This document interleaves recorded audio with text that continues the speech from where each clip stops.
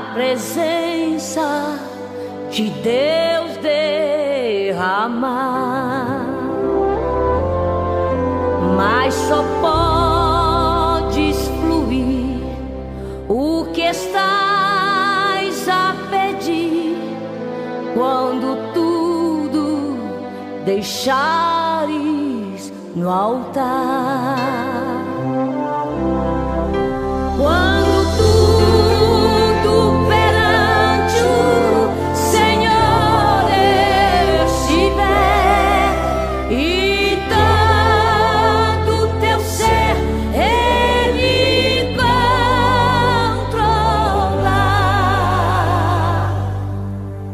só então hás de ver que o Senhor tem poder quando tudo deixares no altar.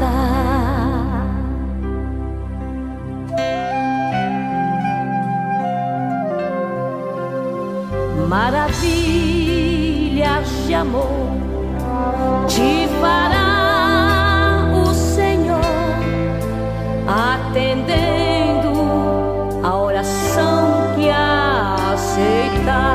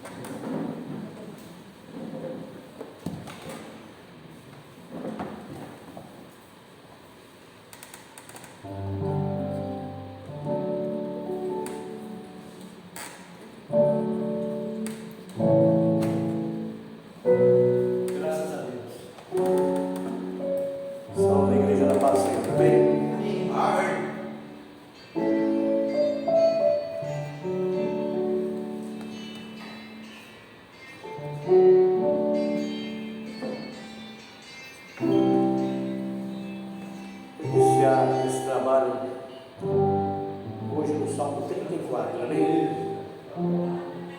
Salmo de número 34. Ah, tá. Então depois eu falo com ela. Graças a Deus.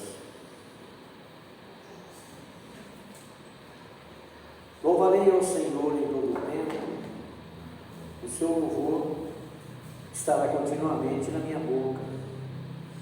A minha alma se gloriará no Senhor, os mansos o ouvirão e se alegrarão. Engrandecei ao Senhor comigo e juntos exaltemos o seu nome. Busquei ao Senhor e ele me respondeu, livrou-me de todos os meus temores. Graças a Deus. Olharam para ele e foram iluminados e os seus rostos não ficaram confundidos.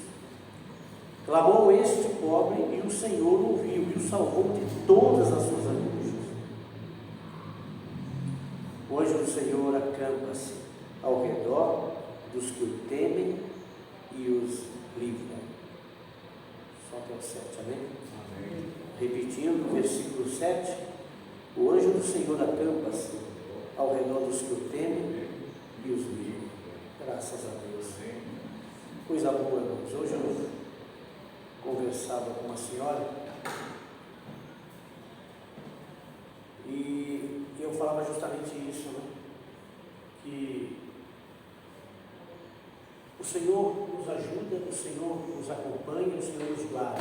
A gente estava até comentando sobre um pouquinho lá atrás, no ano 2020, sobre aquela situação toda, aquela Covid-19, aquela coisa toda, e nós falávamos sobre essas vacinas que essas autoridades, o governo normalmente nos impõe a tomar aquela coisa toda, e que de repente essas vacinas têm causado certo desconforto a muitos, e que de repente alguns andaram tomando, e que fala-se que de repente chegaram até a entrar em óbito, enfim, toda essa coisa toda aí. E eu falava para ela o seguinte, olha,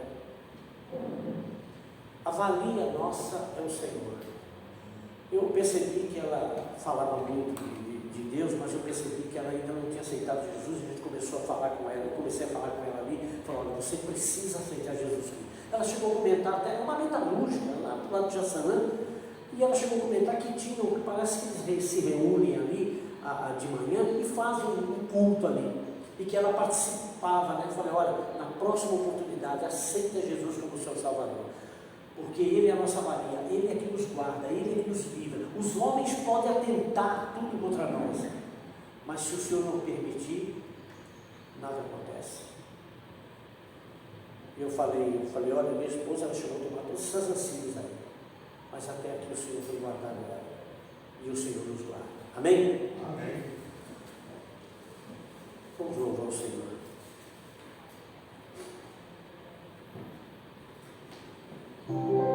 Cento e 111.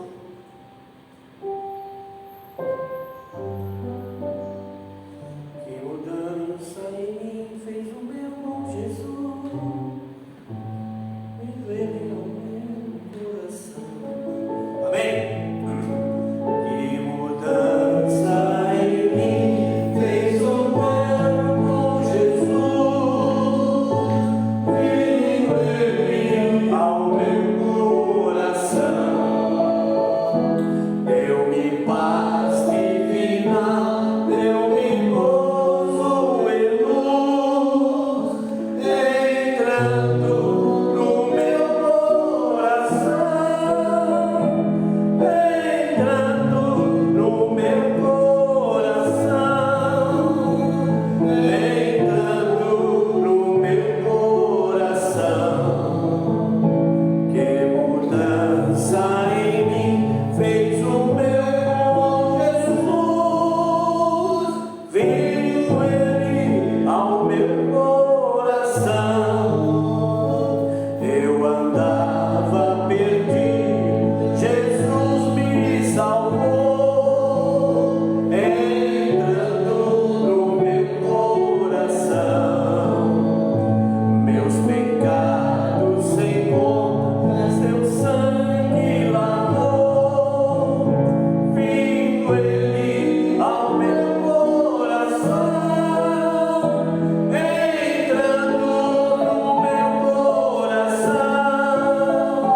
entrando no meu coração.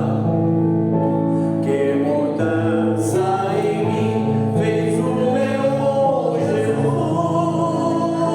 vindo ele ao meu coração. E agora no céu a certeza me deu, entrando no meu coração. Seu Espírito seu penhor concedeu, vindo ele ao meu coração, entrando no meu coração, entrando no meu coração. Que mudança em mim fez o meu bom Jesus, vindo ele ao meu coração.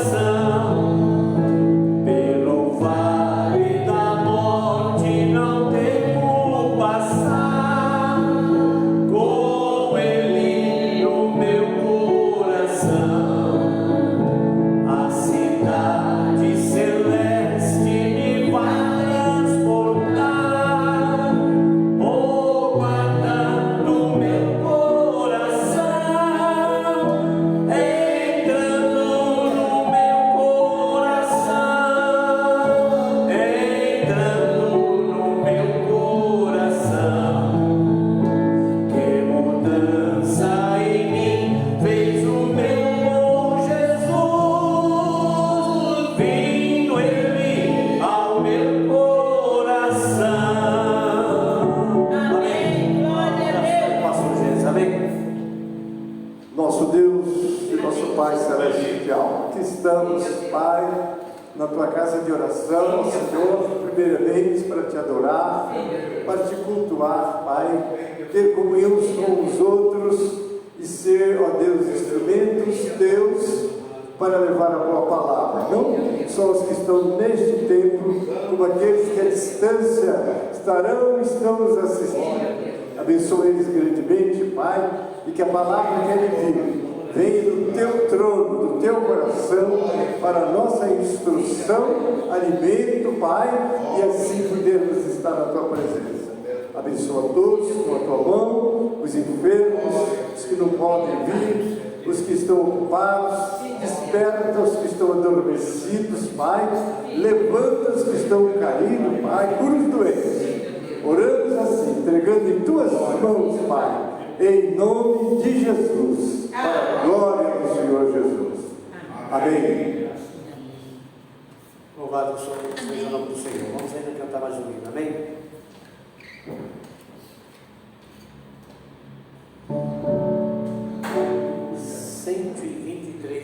Amém? Um dia Cristo voltará.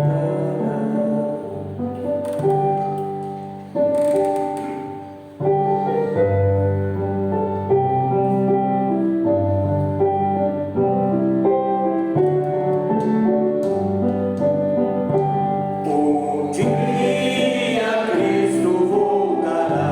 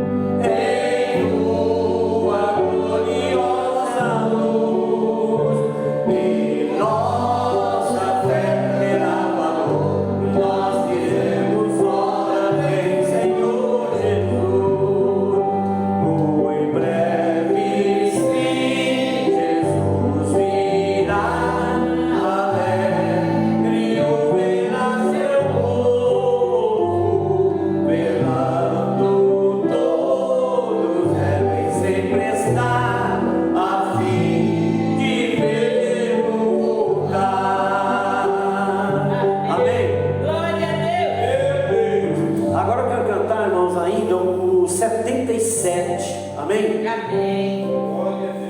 Guarda um contato.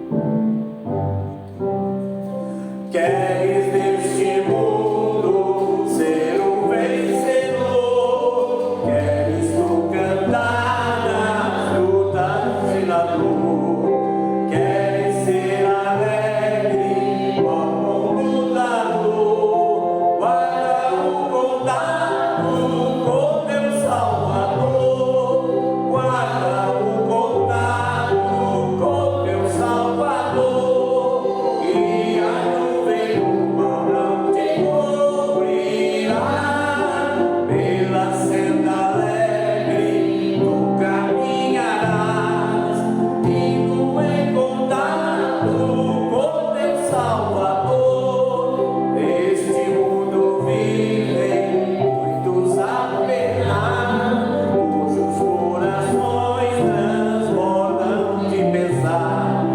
Dá-lhes a mensagem de amor sem par, com Deus no contato deves tu guardar, guarda o contato com teu Salvador, e a nuvem do mal não te cobrirá, pela senda alegre caminharás, indo em contato com teu Salvador.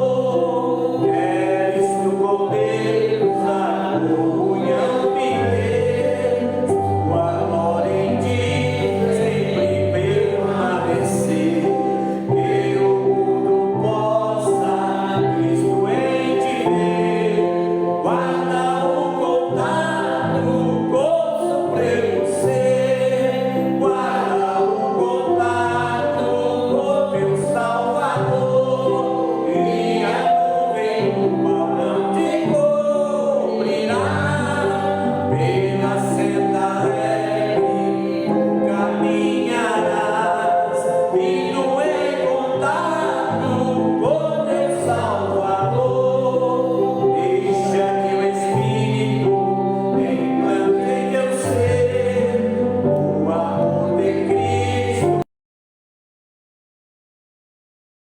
Queres neste mundo todo mal vencer, guarda o contato e terás poder, guarda o contato com teu Salvador, e a nuvem do mal não te cobrirá, pela senda alegre tu caminharás, indo em contato com teu Salvador.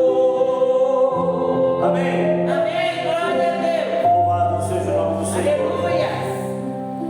Glória a Deus. Deus, que poder de glória, aleluia. Aqui na estrofe diz assim, né? Que guarda o contato com teu Salvador e a nuvem do mal não te cobrirá, mas a sombra do Onipotente nos guardará. Louvado seja Deus. Pastor Gênesis.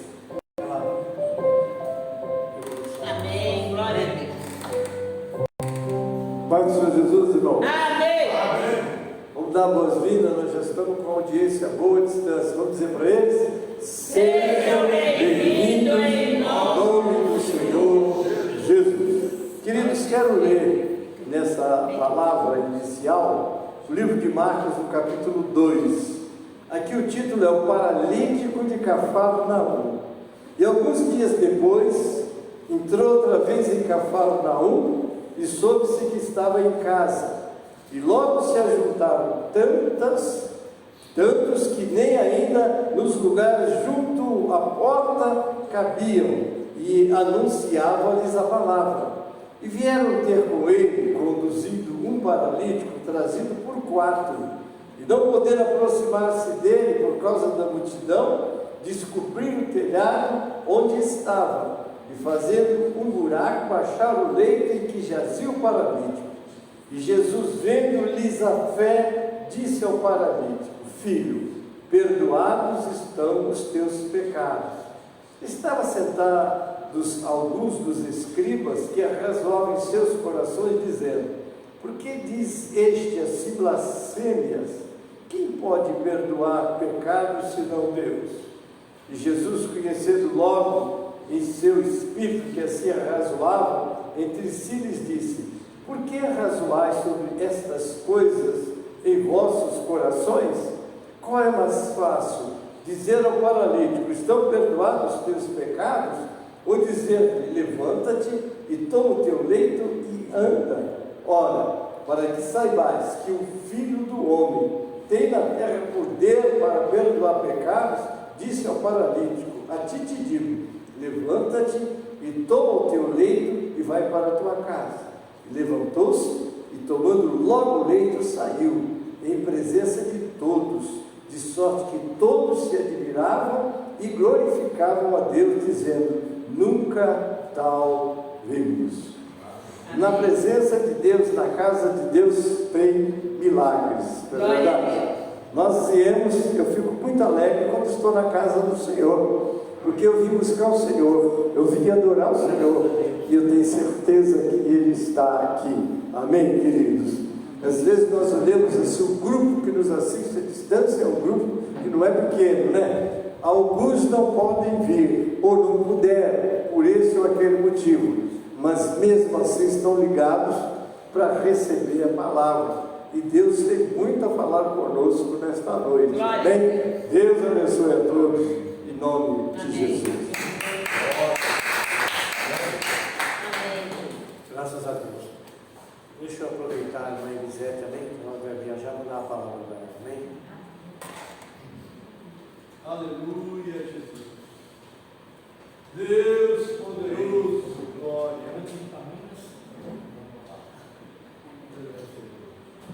Cumprimento a igreja na santa e gloriosa paz do Senhor. Amém.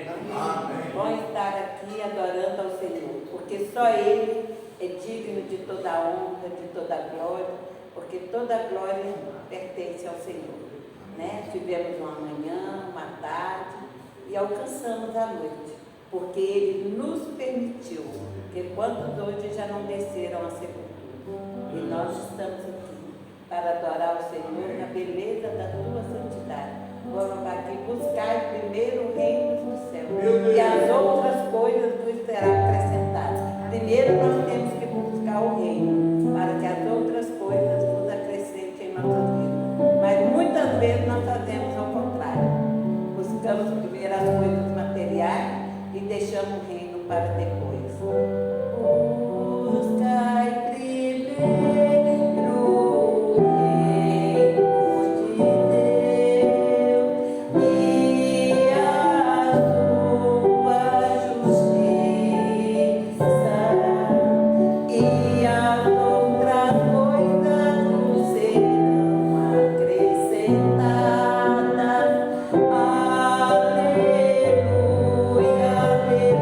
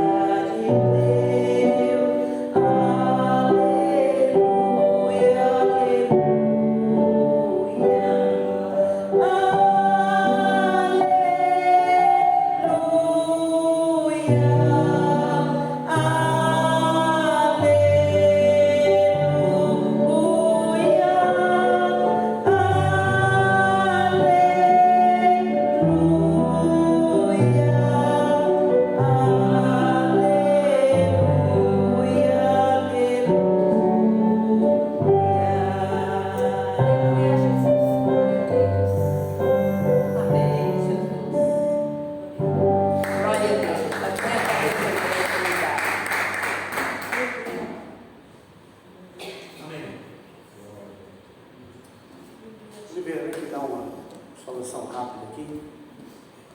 E logo depois de Oliveira, nós vamos passar para o nosso pastor.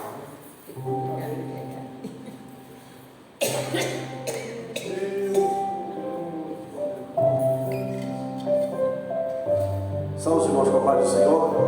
Bom nós estar neste lugar, né? Louvando o nome do Senhor e sabendo que Ele é o nosso Redentor. Amém. Louvado seja Deus. E coisa maravilhosa nós servir ao Senhor, né? Como nosso pastor Gênesis já falou, já mencionou. Louvado seja Deus. Falando, né? Que se alegra estar na casa do Senhor. Amém. Realmente, aqui é lugar de estar alegre servindo ao nosso Deus. Nosso coração se alegra. Louvado seja Deus por estar ouvindo os louvores. Louvado seja o nome do Senhor e louvado seja Deus que vamos se alimentar da palavra de Deus. Amém? Para não ficar em minhas palavras, quero deixar aqui alguns versículos da palavra de Deus. Ele se encontra no livro de 2 Reis, no capítulo 4. Vou ler do versículo 1 ao versículo 7. Fala assim: 2 Reis, capítulo 4. Vou ler do versículo 1 ao 7. Fala assim: E uma mulher das mulheres dos filhos do profeta clamou a Eliseu, dizendo: Meu marido, teu servo, morreu, e tu sabes o que teu servo temia ao Senhor. E veio o credor e levou-me os meus 2 filhos para servir, para ser servo. E Eliseu lhe disse: Que te hei eu de fazer? Declara-me o que tu tens em casa. E ela disse: Tua serva não tem nada em casa, senão uma botija de azeite. Então disse-lhe ele: Vai, pede para ti vasos emprestados a todos os teus vizinhos, vasos e vasilhas, não poucos. Então entra e fecha a porta sobre ti e sobre os teus filhos, e deita o azeite em todos aqueles vasos, e põe à parte o que estiver cheio. Partindo, pois, ele, e fechou a porta sobre si e sobre os seus filhos, e eles lhe traziam os vasos e os enchiam. E sucedeu que, cheio que foram os vasos, disse a seu filho: Traze-me ainda um vaso. Porém ele disse: Não há. Santos nas nossas vidas. Muito obrigada, Senhor, pelos teus servos que aqui chegaram. Também entregue em tuas mãos, ó Pai, os que não puderam vir, mas também os que estão assistindo. Ó Jesus, agora entregue o teu servo, pastor Reinaldo, Senhor, usa o Senhor pregando essa palavra, Senhor, que nós possamos aprender mais e mais, Senhor, a tua palavra. Nós te agradecemos por tudo e te louvamos, Senhor, em nome de Jesus. Amém. Graças a Deus. Glória a Deus. Palmas do Senhor. Amém. Amém. Meus amados, a paz do Senhor Jesus. Amém. Efésios capítulo 1, versículo 13. 2, capítulo 2, identificando 13. Mas agora em Cristo Jesus, vós que antes estáveis longe, já pelo sangue de Cristo chegastes perto. Vamos ler juntos? Mas agora em Cristo Jesus, vós que antes estáveis longe, já pelo sangue de Cristo chegastes perto. Amém. Glória a Deus. Deus abençoe os irmãos. Estou muito alegre por estar na casa do Senhor, que já foi dito aqui, para louvá-lo, bendizê-lo. E é um privilégio muito grande nós dispormos de autossuficiência, por assim dizer, né? Autonomia física, mental e intelectual, para você poder se deslocar da sua casa e vir até aqui. Tem gente que aí não pode, por diversas circunstâncias, algum por motivo de doença, enfermidades. Tem crentes encarcerados, sim ou não? Sim. Tem, né? Imagine o encarcerado, como ele gostaria de ter liberdade para toda essa liberdade. Não é isso? Então, assim, que bom que nós estamos aqui, porque até que o Senhor tem nos ajudado. Amém? Hoje é um culto de ensino. Na verdade, eu tenho para mim que toda reunião, em princípio, ela deve ser um culto. E o culto é aquilo que nós entregamos a Deus, né? Às vezes as pessoas elas têm assim, alguns conceitos diferenciados e entendimento sobre o que vem a ser culto. O culto é essa adoração que a gente presta a Deus. Então sempre tem a ver com Ele, amém, irmãos? Amém. O culto não tem a ver comigo, o culto não tem a ver com você. Nós somos cultuadores, nós somos adoradores. Então a gente vem aqui prestar culto a quem é digno. Amém? Amém. Glória Não é o culto da União Feminina, não é o culto da mocidade, é o culto a Deus, dirigido por algum grupo eventualmente. Está tudo bem. Então eu tenho para mim que todas essas reuniões, cuja base, fundamento é culto, deve haver também ensinamento. Não é? Qual a importância do ensinamento, do aprendizado? Tem a ver com a importância do crescimento. À medida que você aprende, você cresce. Às vezes as pessoas elas naturalmente, né? Toda pessoa que nasce com saúde, dispondo de saúde, ela tem aquele processo, passa por aquele processo de crescimento orgânico, fisicamente falando. Então você percebe que ela vai crescendo, né? Até chegar à estatura que o biotipo dele já definiu. Mas ela precisa crescer também aqui, sim ou não? Sim. Quando você vê uma pessoa com aparência de adulto, com o tamanho de um adulto, com as características de adulto, mas com uma mente de criança, tem ou não tem? Você diz que é um adulto ou uma criança? A gente diz que é uma criança, né? O fulano é uma criança. Então é importante que o intelecto, a mente, ela se desenvolva. E esse desenvolvimento, desde que o nosso cérebro, porque mente e cérebro são coisas diferentes, já ensinei aqui, né? Mas o cérebro, ele sendo saudável, ele precisa ser alimentado de informações. À medida que a pessoa ela vai crescendo organicamente, o físico, o corpo, a mente precisa de informações para acompanhar esse crescimento. Então, assim, o ensino bíblico, ele faz isso na vida do crente. O apóstolo Pedro, em uma de suas cartas, ele fala assim: antes que crescerem na graça e no conhecimento de Jesus Cristo.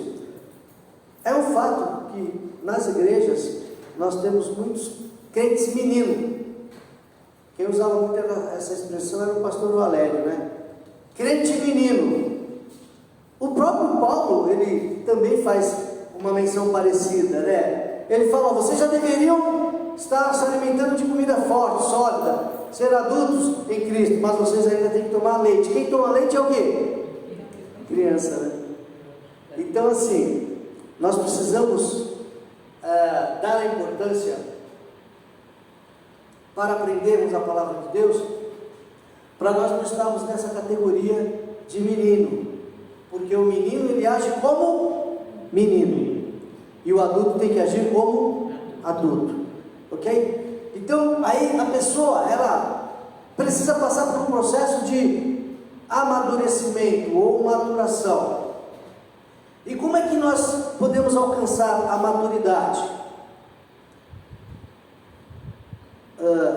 A equação da maturidade, ou os 3 passos para a maturidade, já falei, vou repetir para você nunca mais esquecer. Amanhã a Luzira vai anotar ali. Mônica está anotando? Vamos lá. Para se alcançar a maturidade, nós precisamos de orientação. Diga comigo, orientação. Obediência e tempo. É o tripé da maturidade. Quer ser maduro? Primeiro precisa ser orientado. Ouviu, recebeu a orientação? Você tem que obedecer. Porque é justamente a prática, é o praticar que Fixa o que você aprendeu. Orientação, obediência e tempo. É o tripé da maturidade. Quando a gente fala tripé, você imagina aquele banquinho de 3 pés. Se você tirar um deles, o que acontece? Os outros 2 não sustentam. Só a orientação resolve? Não. Só a obediência resolve? Não. Se você não for orientado, vai obedecer o quê? Você foi orientado, está disposto a obedecer, mas aí você precisa de tempo para essa prática. Não adianta você receber a orientação hoje aqui e você amanhã já falou, no dia seguinte você sai da condição de imaturo para maduro ou maturo. Isso não acontece. Então nós temos aí orientação, obediência e tempo. Assim nós temos crentes maduros. E a ideia da maturidade, a Bíblia nos orienta e nos informa esse sentido, que é nós chegarmos à estatura de quem? Que é Cristo.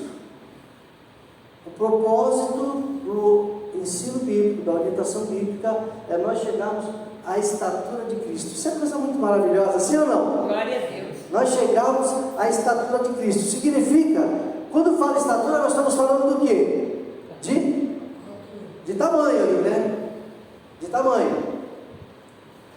Mas o crente menino, ele é crente anão. Tem um monte de crente anão na igreja. Tem ou não tem? Com certeza. Crente anão, né?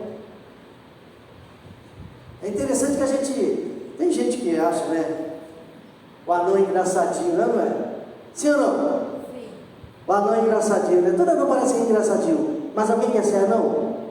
Alguém quer ser anão, Davi? Davi quer o quê? Quer ser grande? Davi quer ser grande. Oi? Não, eu nunca vi um anão morrer. Ninguém nunca viu. É a coisa mais difícil que tem enterro de anão, né?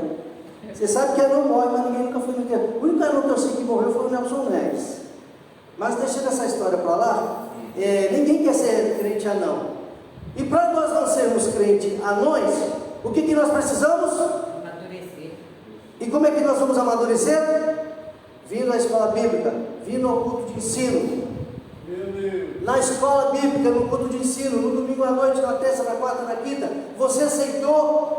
Você tem que perguntar o que é que eu vou aprender hoje, o que é que eu vou levar hoje, não é? É como numa faculdade normal, uma escola, né?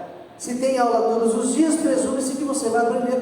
Nós lemos aqui o texto que nós já trabalhamos na semana passada, mas agora em Cristo Jesus, vós que antes estavais longe, pelo sangue de Cristo ficaste perto. Então nós vimos aqui, só reforçando, que Paulo na epístola aos Efésios, ele praticamente de acordo com um assunto, da maneira que ele discorre o assunto da epístola, a gente percebe que a epístola tem 2 divisões, a primeira de 1 a 3 e a segunda parte da epístola de 4 a 6. A primeira parte nos mostra quem nós éramos e quem nós somos agora, e a segunda parte como nós devemos andar. Se eu já sei quem eu era e o que eu sou, agora eu tenho que saber como é que eu devo andar. Amém?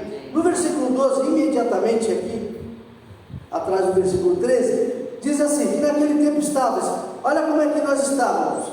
Primeiro, sem Cristo, depois, separados da comunidade, depois, estranho à aliança, depois, sem esperança e sem Deus no mundo. Era a nossa condição. São cinco situações medonhas aqui. Então, o versículo 12, ele começa dizendo que nós estávamos sem Cristo e termina dizendo que nós estávamos sem Deus. É claro que estar sem Deus é só uma consequência de estar sem Cristo. Quem começa sem Cristo vai terminar sem Deus. E claro que quem está sem Cristo também está separado da comunidade. Quem está sem Cristo é estranho à aliança da promessa, não vai botar a mão lá, não tem nada para você, nada te pertence. E quem está sem Cristo está sem esperança. Que esperança tem uma pessoa que não tem Jesus? Nenhuma. E a consequência final de tudo isso é sem Deus. sem Cristo, separado da comunidade de Israel, estranho à aliança da promessa, sem esperança alguma e sem Deus no mundo. Esse aqui é um resumo da miséria humana, é um resumo da tragédia que é a vida de uma pessoa que não nasceu de novo, de uma pessoa que não passou por esse processo. E eu nem estou falando de uma pessoa que não está na igreja, eu estou falando de uma pessoa que não nasceu de novo, porque estar no contexto de igreja como organização não significa que a pessoa teve uma experiência com Deus, sim ou não? Sim ou não? Eu já comentei com os irmãos aqui que existem pessoas dentro da igreja que estão infiltradas. Eu já falei isso aqui, sim ou não? Já comentei? Já falei, Mônica? Já comentei? Pessoas infiltradas na igreja? É uma coisa muito séria. Pessoas infiltradas dentro da igreja para trazer confusão, para derrubar pastor, para derrubar ministério. Eu vi a história de uma igreja, onde uma pessoa lá, determinada pessoa, chegou na igreja, aceitou Jesus, aí todo mundo fica alegre, né? Irmãos, nós precisamos do dom do discernimento. Nós precisamos do dom do discernimento. Aí a pessoa entrou na igreja, pastor Gênesis, e tal, está toda alegre, tal, daqui a pouco começa a participar de uma coisa, começa a participar de outra, aí daqui a pouco assumiu responsabilidade lá na igreja e tal, aí a igreja tinha lá um culto de oração, que era uma das bases dos pilares da igreja. A pessoa falou o seguinte: a gente não precisa fazer esse culto de oração não, porque está ocupando muito tempo, e não sei o que, e deu um jeito, tirou o culto de oração. Aí a igreja começou, aí não, isso aqui está demais, não sei o que. Aí, e no final aquela igreja praticamente fechou as portas. Gente infiltrada. Então assim, precisa ter discernimento. É por isso que a Bíblia nos orienta até cuidado com o neófito. O que é o neófito?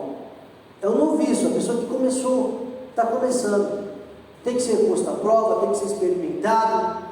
O Espírito Santo tem que estar ali, com os olhos como chama de fogo, para dizer para o pastor quem é e quem não é. Muitas igrejas vão a bancarrotas por conta de gente que entrou infiltrada. Tem até casos de determinadas seitas que mandam moças para seduzir o pastor. Vai lá, finge que virou crente, aceitou Jesus, a moça vem na igreja, quando pensa que não, seduz e derruba o pastor. Coisa séria isso. Vamos clamar o sangue, sim ou não, Mônica? Clamar o sangue de Jesus, para Deus guardar aí os pastores e ministros da palavra. Muito bem. Então, o versículo 12 aqui da segundo capítulo 2 de Efésios, é um resumo da miséria humana, da pessoa que não teve um encontro com Cristo. Mas o 13 é o recomeço, glória a Deus. Mas agora, que bênção, agora. O passado foi ruim, o passado foi triste, o passado foi feio. Mas agora, o que importa é o agora. O que importa é o agora. Eu estava terça-feira, hoje é quinta, né? Terça-feira nós fomos ministrar ceia na casa de uma irmã, e nós estávamos ali falando e tal, e a pessoa falou: fico muito preocupada, será que eu fiz, aconteceu, errou, eu errei, e não, tá. Irmão, o negócio é o seguinte, a irmã é uma mulher de Deus, nós erramos mesmo. Erramos ou não erramos, Mônica? Mas Argentina, erramos ou não? A gente erra. A gente erra. Mas a gente recorre ao Pai, amém? Amém. A gente vai a Deus, nós temos um advogado que é fiel, ele prometeu.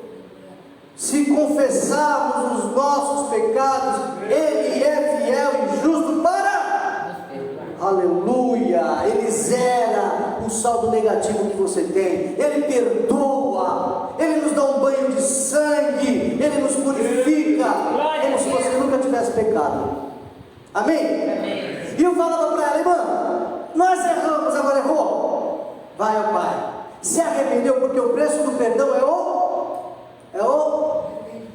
não é o pedido, né, em si, é o arrependimento, que acontece lá no nosso interior. Deus, Ele sabe quando você está arrependido. Deus, Ele sabe quando eu peco e aquilo me machuca, me dói, me fere. Eu não queria fazer isso. Eu não queria causar a Jesus esse sofrimento. Eu não queria que o Espírito Santo sofresse por conta desse meu pecado. Aquilo me dói no coração. Arrependimento tem que doer, tem que sangrar. Às vezes a pessoa está fazendo bobagem, está nem aí. Tanto fez como tanto faz. Parece que a nossa vida é igual um cartão de crédito que tem um limite ilimitado. O pessoal vai passando e vai fazendo dívida. Vai passando, não, passa o cartão, passa o cartão. Eu tenho alguns clientes que o camarada tem um cartão de crédito lá, aí ele vai passando, Oliveira, vai passando. Só que lá tem uma fatura que ele fala, ó, tal dia vence. Essa fatura vai vencer. Você tem que pagar ela integral, no vencimento. Se você não pagar, 10, 12% de juros. Já está, é um contrato, aquela fatura que a pessoa tem é um contrato. Aí mas a pessoa vai passando. Irmãos, coisa boa é gastar, sim ou não? Tem alguém aqui que não gosta de gastar? Eu amo. Hã? Você não gosta de pagar, meu irmão, mas gastar todo mundo quer. A gente não quer chegar lá no final e ter que pagar. Mas comprar uma coisa boa que você quer? Um carro novo, um sofá novo, e melhorar isso, a gente gosta, a gente quer viver bem. Só que assim, tem que viver de acordo com o provento, né? Tem que haver um equilíbrio entre o que se ganha e o que se gasta. Mas tem pessoas que é o seguinte, voltando um pouco, vai passando. Uma hora vai ter que dar conta dessa fatura, não vai? Vai ter que pagar. O pecador, ele é assim. O pecador, ele não nasceu, já tem um cartão de crédito na mão dele. O que ele vai fazer na vida toda? Vai gastando. Uma hora ele vai ter que pagar isso, sim ou não? Uma hora a fatura chega, o boleto vai chegar. Aí, camarada, se não tiver o sangue de Jesus para pagar essa dívida, quem aguenta? A Bíblia fala que a remissão de uma alma, que é o pagamento, é caríssima. E o recurso da pessoa esgotaria. E assim, muito rápido. Nem o homem mais rico do mundo pode pagar a dívida de um pecador. Não é uma coisa séria? Hoje nós temos aí o Elon Musk, um dos homens mais ricos do mundo, se não o mais rico. O que ele tem, não coloca uma alma no céu. Não é o suficiente para colocar uma alma lá no céu. Na verdade, o que ele tem vai virar pó. Tudo vai virar pó. Quando essa terra for pegar fogo, aonde é que tu vai morar? Aí fala assim, não vai ficar nem raiz, nem ramo, aonde é que tu vai morar? Aí o salmo fala assim, eu vou com Jesus, eu vou, com fé, eu vou com Jesus morar. Aleluia, glória a Deus. Então é o seguinte, aí o camarada, estou falando do meu cliente lá, né? Ele gasta, chega uma hora que ele não consegue pagar, aí ele deixa para lá, 1 mês, 2 meses, 3 meses, quando chega lá 5, 6 meses, esses juros abusivos não, juros abusivos não. Abuso seria o banco cobrar uns juros que você não sabia que ia ter que pagar. E todo pecador é muito alto. Eu estava falando para a irmã, nós pecamos, confessou, se arrependeu, pede perdão, Deus perdoa. Agora só que tem uma coisa que a gente tem que aprender a lidar, que é a culpa. Muita gente está travada por causa da culpa, e a gente precisa aprender a se libertar da culpa. Satanás, ele é sagaz. Você se arrependeu, você confessou, você deixou, mas ele fica lá toda hora, ó, Tem aquela história do pato, já contei aqui a história do pato, né? Já ouviu, Mônica, a história do pato? Davi já ouviu a história do pato? Eu vou contar a história do pato, que o Davi nunca mais esquecer, viu, Davi? Tinham 2 irmãozinhos, uma menina e um menino, eles foram para a casa da avó que morava no sítio. O menino estava brincando lá, fez uma presepada e ele matou o pato da avó. Ele matou o pato da avó, pegou e escondeu. Deu um jeito lá e escondeu. Mas a irmã viu. A irmã viu. E ela ficou na moita ali. Quando foi mais tarde, foram almoçar lá, tal, não sei o quê, não sei o quê. Aí a avó falou: ô Joãozinho, ela falou assim: ô Maria, você vai lavar a louça para a vovó, tá bom? Falou: não, vó, quem vai lavar é o João. O João falou: eu? Você vai lavar? Não, vai. Olha o prato. O João foi lá e lavou a louça. No outro dia: Maria, limpa a casa para a vovó, por favor. Não, vó, pode deixar, vó. Quem vai limpar é o João. O João deu um pulo de novo. Eu? Olha o prato, lá vai o João lavar a casa. E ficou aquela perseguição, Mariazinha em cima dele. E toda hora ao pato, chegou uma hora que ele não aguentou mais. Ele procurou a avó, foi chorando, falou: vó, eu não aguento mais, vó. Vó, eu estava brincando lá, sem querer, vó. Eu matei o pato, vó. Ela falou: ô meu filho, ô meu neto, eu já sabia. Ela já sabia. Está perdoado, fique em paz. Ele confessou, a avó perdoou, acabou o poder da Maria. Aprendeu, Davi? Matou o pato, confessa. Porque senão Satanás fica jogando na nossa cara: olha o pato, olha o pato, olha o pato. E tem um monte de crente aí que todo dia a conversa do diabo com ele é essa, de manhã à noite: vai fazer assim por causa do pato. O ponto é o seguinte: nós erramos, mas nós temos um advogado. Amém? Diga: eu tenho um advogado. Eu tenho um advogado. Às vezes eu acho muito interessante que assim, a gente está por aí, né, no nosso dia a dia, a gente se relaciona com muita gente, e eu vejo pessoas assim, porque não sei o quê, apareceu um problema lá, aí eu falei com o meu advogado. Porque não sei, o meu advogado, a pessoa fala com orgulho, né, que tem um advogado, né? Todo mundo que já precisou recorrer, ou tem já, né? É só uma primeira experiência. Teve uma primeira experiência, contratou um advogado, parece que o advogado dela é aquela pessoa advogado pro resto da vida, né? E a pessoa abre a boca e fala: eu tenho um advogado. Se tem alguém que pode ter orgulho de dizer que tem um advogado, é eu tenho um advogado. Oh, glória! Eu tenho um advogado. E esse é bom e é honesto, amém? Glória a Deus. Essa semana os colegas lá estavam conversando no serviço lá, porque tem outro colega que também é advogado, né? Não é advogado, não sei o quê, e tal. Aí alguém começou a querer falar mal de advogado. Eu falei: eu conheço 2 advogados bons, honesto e direito. É quem? Jesus e eu. Mas, irmãos, é coisa gloriosa você poder dizer: eu tenho um advogado. Errou, ele é advogado, vai, confessa, deixa e se liberta da culpa.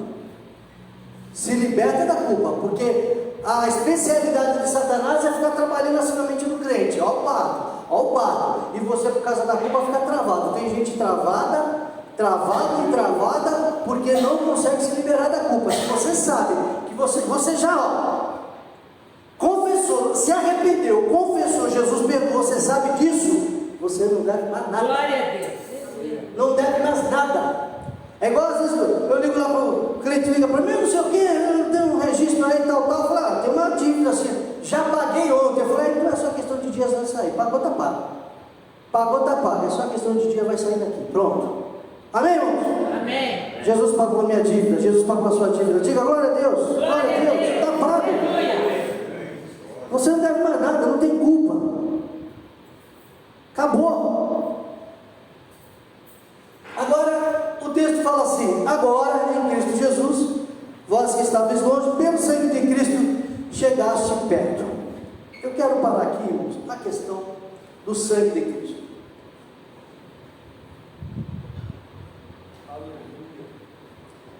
Quem dos irmãos aqui já doou sangue? Doou sangue? Mônica. Davi levantou a mão? Já doou sangue? Nunca doou sangue? Já doou sangue? Ninguém mais doou sangue?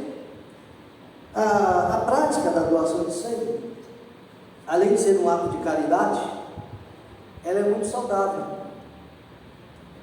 Porque quando nós doamos sangue, basicamente uma pessoa adulta ela tem cerca de 5, 6 litros de sangue no corpo, e ela precisa manter esse volume. E quando você doa sangue, você vai tirar ali, em geral, cada doação em média de meio litro, né? 500 ml. E quando você doa sangue, você precisa repor o que você doou. Ao doar sangue, você força o corpo a fabricar mais sangue. Onde que é fabricado o sangue? Davi sabe. Onde é que é fabricado o sangue no corpo, Davi? Quer ajudar o Davi? Quem sabe onde é fabricado o sangue? Nos ossos, irmãos. O nosso sangue é fabricado nos ossos. Coisa louca, né? A medula óssea. É de lá que vem o sangue. Então veja bem, quando você doa sangue, você força o seu corpo a fabricar mais sangue, aquele volume que foi tirado. Só que ele vai fabricar um sangue novo. Então assim, se o sangue é novo, você está restaurando o sangue, então muita impureza vai sair do seu corpo, inclusive ajuda no colesterol. Sabia disso? Doar sangue ajuda a baixar o colesterol. Eu, se eu pudesse, doaria, não digo todos os meses, né? Mas a cada 2 meses eu estaria doando. A dificuldade é que é muito difícil você doar sangue, né? Outro dia eu tirei um sábado, fui lá doar sangue porque eu queria doar. Não tem esse negócio de pegar testado nem nada, né? Mas você chega lá, cheguei lá umas 7h30 da manhã, eu falei, moça, eu vou sair daqui 1h da tarde, eu não vim aqui pegar testado não, eu só quero doar sangue. Com essa estrutura de vocês não dá, fui embora. Mas se tivesse, por exemplo, um posto de sangue em Itaquera, cada 2 meses passava ali, doava e ia trabalhar.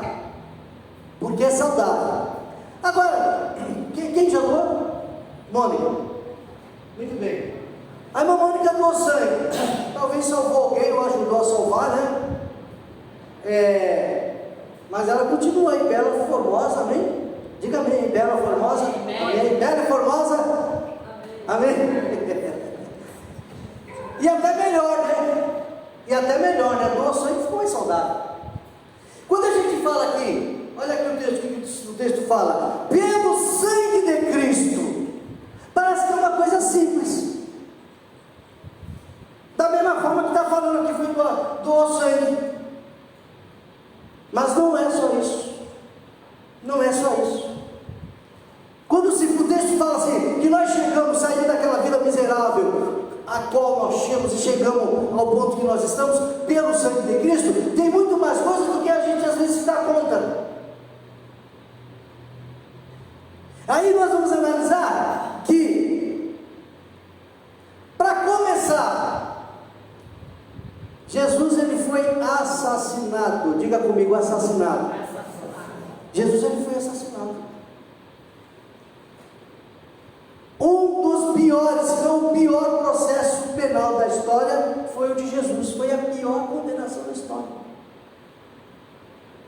Porque Jesus ele era o quê? Culpado? Sim ou não? Por si mesmo ele era inocente. Ele se fez culpado por nós, mas ele era inocente. Esses dias eu estou trabalhando num processo contra uma pessoa e a pessoa está alegando inocência, e lá no processo eu coloquei o seguinte: Excelência, o critério da verdade é a evidência, e está provado no processo que essa pessoa ela é culpada. Está aqui, está provado. O dinheiro que ela disse que não usou passou pela conta dela.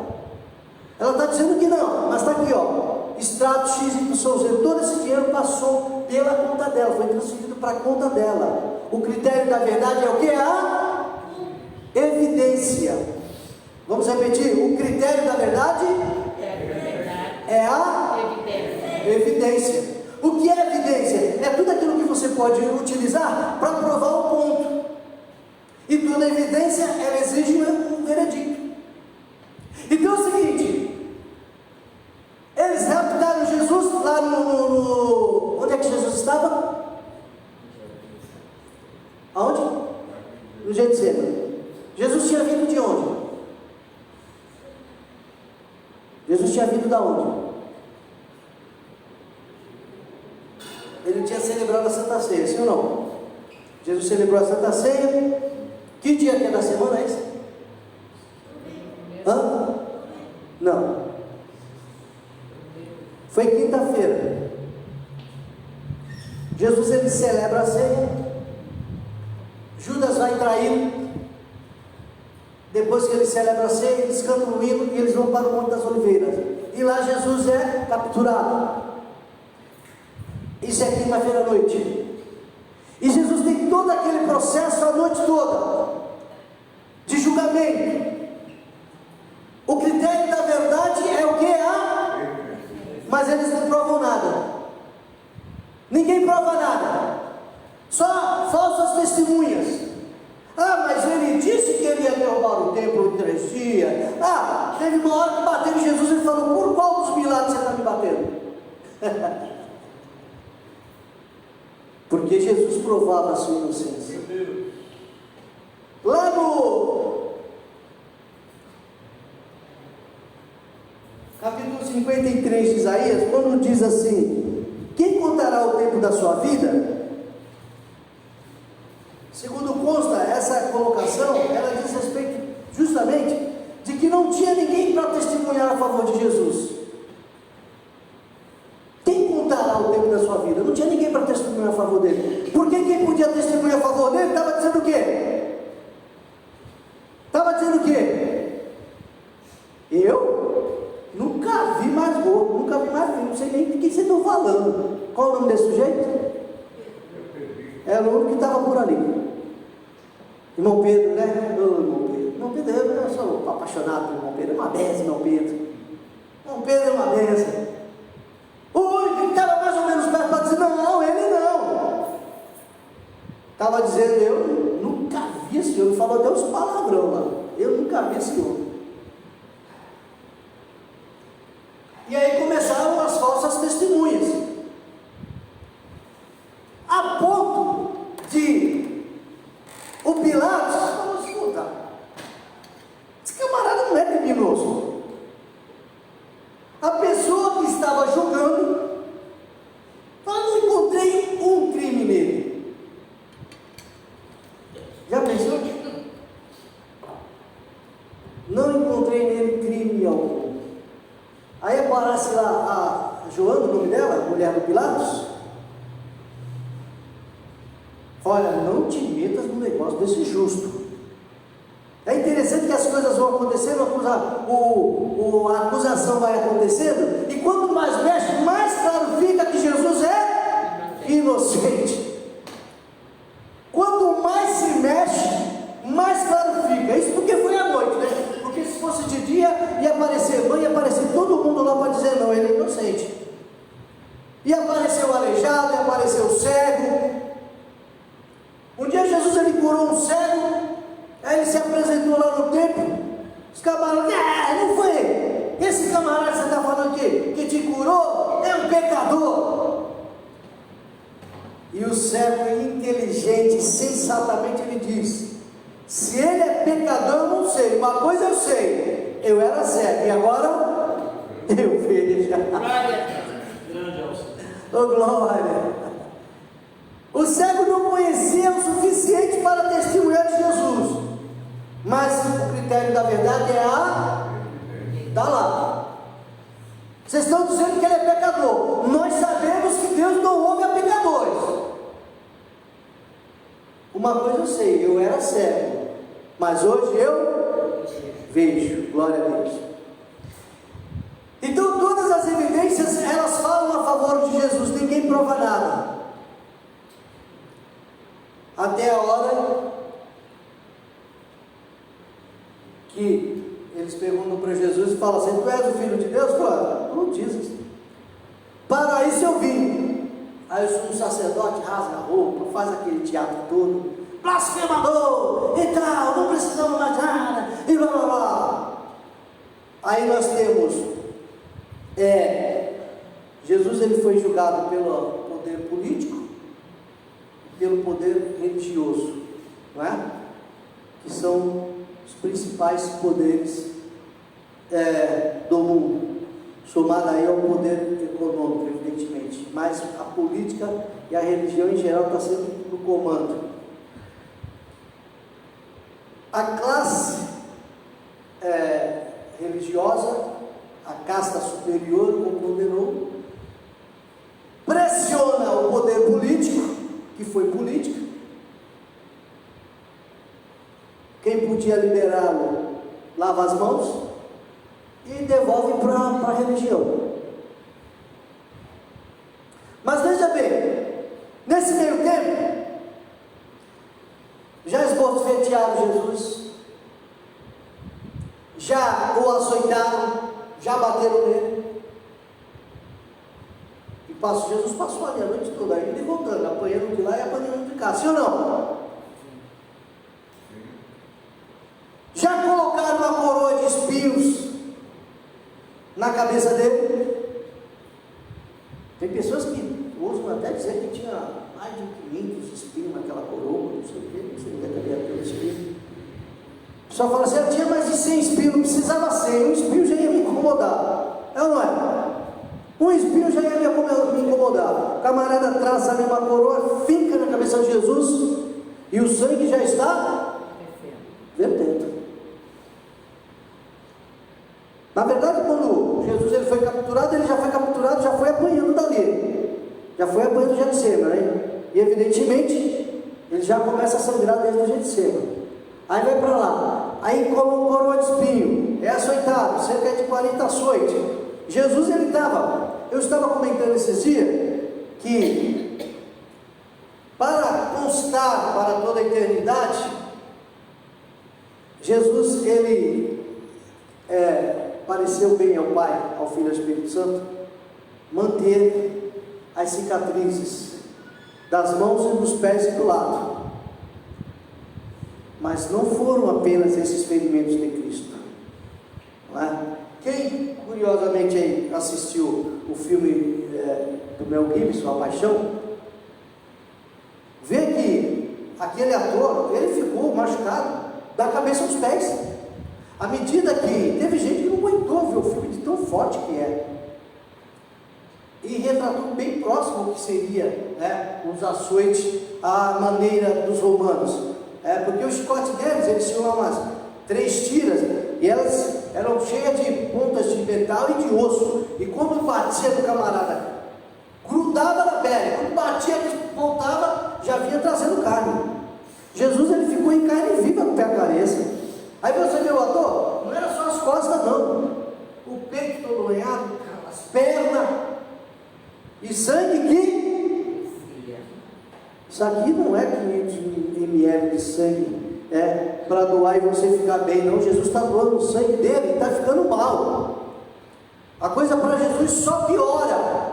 Então Jesus ele é subtraído do convívio da família, do convívio dos seus discípulos, ele é injustamente condenado. É o pior erro jurídico da história, é a condenação de Jesus, que a despeito de todas as evidências a seu favor, ele é condenado pela classe religiosa, pela classe política, não é? Tem toda a questão da vergonha, não é? Toda a questão da vergonha, porque Jesus ele era um homem dotado de uma moral ilibada, ninguém tocava na moral de Jesus. Um certo dia, numa discussão com os fariseus, ele disse assim: quem que vocês me convencem de pecado? Ninguém podia fazê-lo. E de repente ele é crucificado como um malfeitor. Era a maior vergonha daquela época, a morte por crucificação. E não era só uma vergonha por um crucificado, não. Era uma vergonha para a família. Aquilo virava uma anátema da família. Hoje, assim, quem tem filhos, aí tem parente, eventualmente a pessoa fala, meu filho está preso, meu irmão está preso. Eu mesmo já tive um irmão preso. Mas assim, as pessoas separam as coisas, né? Ele está preso por consequência dos seus atos, mas isso não imputa em mim a sua vida pregressa. Não, eu não sou culpado nem responsável dele estar preso. Mas naquela época, esse tipo de coisa caía sobre a família. Era uma vergonha para todo mundo, uma pessoa. Então Jesus ainda está carregando essa vergonha.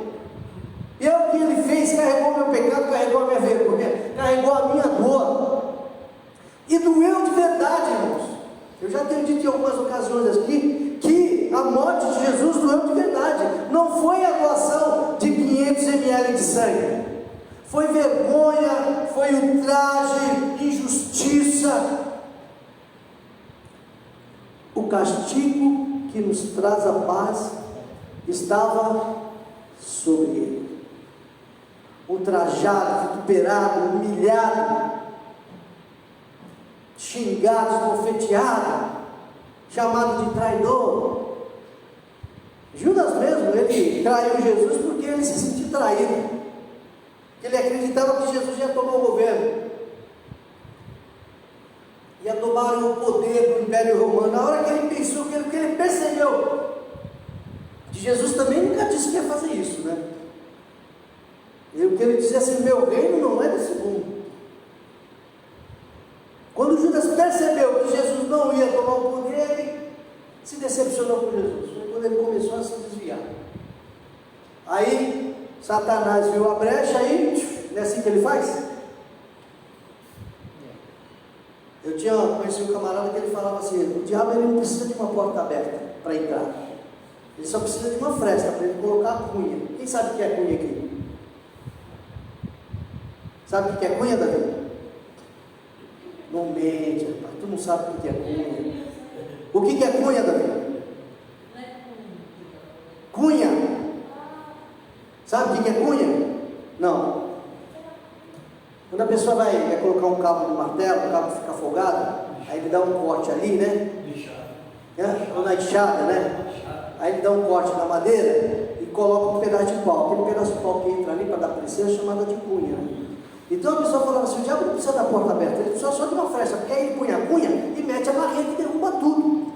Então o diabo ele viu essa brecha na vida de Judas e entrou, colocou a cunha dele e derrubou. Já fica de lição, né? Vamos fechar as brechas. Ela é, irmão legal. Vamos fechar a brecha, porque o oportunista, o que mais ele tem um caminhão de cunha aí para derrubar a minha vida e a sua, amém? Está entendendo, sim ou não? Muito bem, vamos partir assim para a finalização. Então o ponto aqui é assim: tudo que foi feito contra Jesus, nós devemos considerar, porque a colocação aqui, já pelo sangue de Cristo, irmãos, é um resumo. É um resumo de toda vergonha, de toda dor, de todo sofrimento e todos os 5 ou 6 litros de sangue que Jesus derramou. Não foi só 500 ml não, verteu tudo. Se nós formos analisar, eu já vi uma análise aqui de um médico do sofrimento que Jesus passou na cruz. É uma coisa assustadora, uma coisa assustadora. Os cravos que ultrapassaram as mãos de Jesus, na verdade o punho, né? Às vezes as pessoas acham que o prego foi na mão. Não foi na mão, não foi aqui na mão, foi no punho, porque se fosse na mão rasgava, não dava para sustentar o corpo. Então nós temos aqui um osso aqui, então o prego ele foi o cravo, né? Os pregos enormes, eles foram cravados aqui. Imagine aquilo ali enferrujado. Ou você acha que alguém esterilizou o prego para entrar aqui? Não, já estava enferrujado, talvez já tivesse sido até usado por mais alguém, né? Atravessando o osso, o camarada martelando, e o martelo, como é que é o hino? E o martelo subiu, e desceu, está lá, está batendo, está quebrando o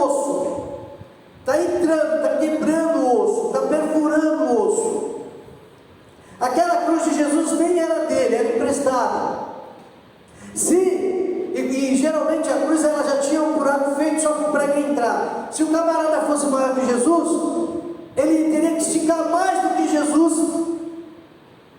do que o tamanho de Jesus, a envergadura.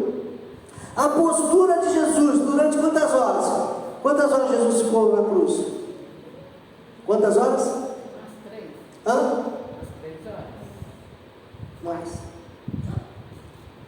De 9 da manhã às 3 da tarde. 6 horas. O número do homem, né? Aquela posição, Jesus não conseguia respirar. 6 horas tentando. Não dava. E são tantos, o relato médico da posição, o sofrimento do corpo, a dor. Jesus ele morreu de exaustão, irmãos. Exaustão. Não podia respirar, cãibra, a sustentação do peso do corpo ali, nos pregos. Foi muita dor, irmãos. Muita dor. É muita dor, muita dor.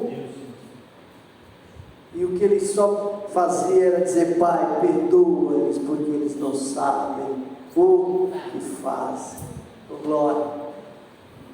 É uma coisa maravilhosa. Interessante que lá no Evangelho de Lucas, capítulo 19, versículo 10, vamos conferir. Por favor, Mônica. Nós já vamos encerrar. É isso aí, ó. Porque o Filho do Homem veio buscar e salvar o que se havia perdido. Jesus ele não podia só salvar? Sim ou não? Podia só salvar? Mas ele veio buscar. Ele podia estralar um dedo, criar uma fórmula, um processo qualquer de salvação, aí ia dar certo. Mas ele veio buscar.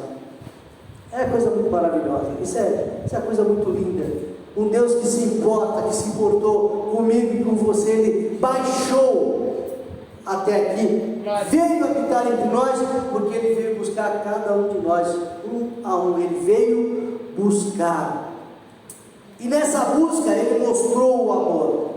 Nessa busca ele provou o amor. Às vezes as pessoas falam assim: ah, eu te amo. Quer ver o teste? Todo mundo quer ser amado, né?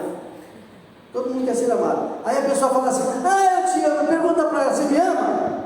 O que você já fez comigo? Aí você vai descobrir que a pessoa nunca fez nada por você. Nunca fez nada. Será que ama? E se apresentar a ocasião, será que a pessoa vai fazer? Ela vai levantar de madrugada, ela vai atrás de você, ela vai te carregar no colo, ela vai te ajudar, vai chorar com você. Porque amar é verbo, sim ou não? Tá certo? Amar é verbo é ação. O amor tem a ver com agir. João 3,16 fala assim: porque Deus amou o mundo de tal maneira que deu. A gente sabe que Deus amou de verdade porque Ele deu. O Filho foi dado, oh glória. E esse Filho que foi dado, ele veio fazer o quê? Veio primeiro buscar e depois salvar. Então ele veio buscar e ele encontrou, sim ou não? Amém, encontrou, eis-nos aqui. Então ele veio buscar e mediante, está aqui ó, pelo seu sangue, ele salvou. À base de muito sacrifício, muita dor e muita entrega. Então nós devemos valorizar. Volta lá para Efésios, por favor.